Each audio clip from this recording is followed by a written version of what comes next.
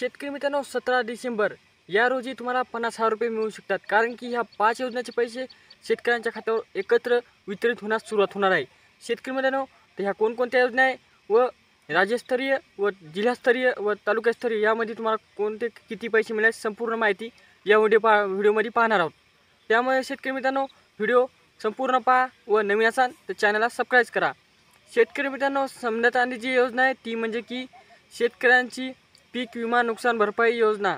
मित्रांनो, पीक विमा नुकसान भरपाई ही बरेचसे शेतकरी असे आशा लावून बसले होते. आता 2 ते 3 महिने झाले शेतकऱ्याचे नुकसान होऊन, पण अद्याप त्यांना पैसे मिळाले नव्हते.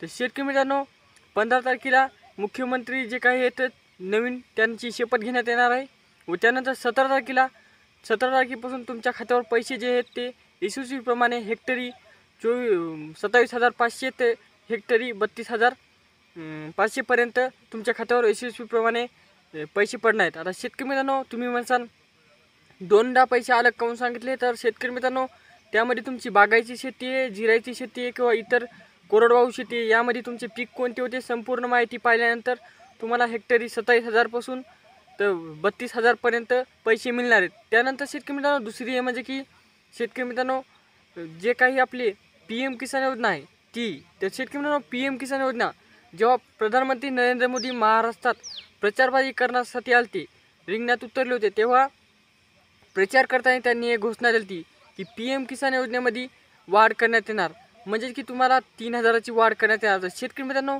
अजून काय ती वाढ करण्यात आलेली नाही, पण येणार आहे जे काही 19 हप्ता आहे त्यामध्ये वाढ झाली तर नक्कीच तुम्हाला पाहायला मिळेल, कारण की जे काही वाढीविषयी व्हिडिओ येतील ते तुमच्यापर्यंत पोहोचण्याचे माझे काम आहे. त्यामुळे आता चॅनल सबस्क्राईब करून टाका शेतकरी मित्रांनो. त्यामुळे नमो शेतकरी आपलं PM किसान योजनेचा 19 हप्ता 2,000 रुपये तुम्हाला मिळू शकतो, आणि जर वाढ झाली तर तुम्हाला लेतले 3,000 नाही 4,000 रुपये मिळू शकतो.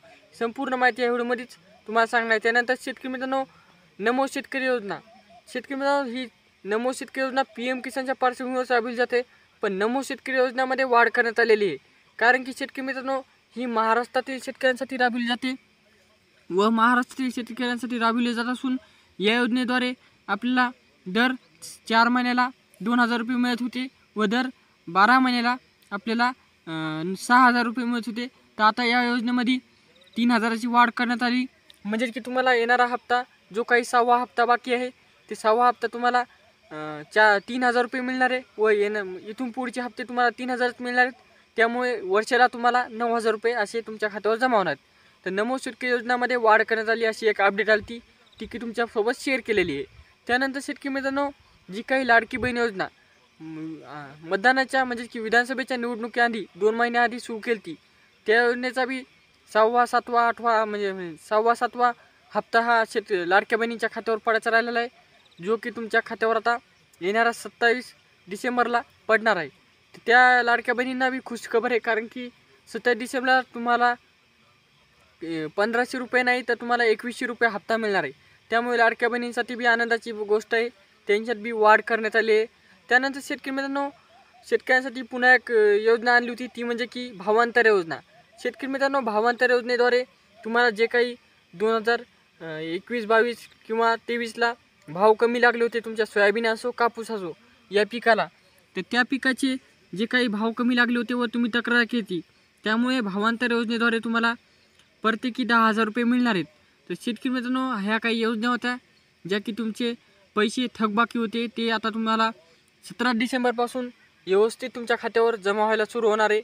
पण शेतकरी मित्रांनो, अद्याप तुम्ही चॅनल सबस्क्राईब केले नसले तर लगेच सबस्क्राईब करा. व तसेच तुम्हाला माहीत आहे की ह्या योजनेविषयी डिटेल माहिती आपल्या व्हिडिओवर व चॅनलवर पाहायला मिळते, व त्यामुळे हे चॅनल तुमच्या मित्रांना किंवा पाहुण्यांना शेअर करा. शेतकरी मित्रांनो, त्यानंतर आहे या अशा काही योजना आहेत की त्यांना तुमचे आधार कार्ड अपडेट लागते, त्यामुळे लगेच तुमच्या आधार कार्डची KYC करून घ्या. प्रत्येक योजनेसाठी आधार कार्डाची गरज लागते, त्यामुळे लवकरात लवकर तुमची KYC पूर्ण करा, जेणेकरून जे काही सरकारी कामं आहेत तुमचे व्यवस्थित पार पडतील. भेटूया नेक्स्ट व्हिडिओमध्ये. तोपर्यंत धन्यवाद.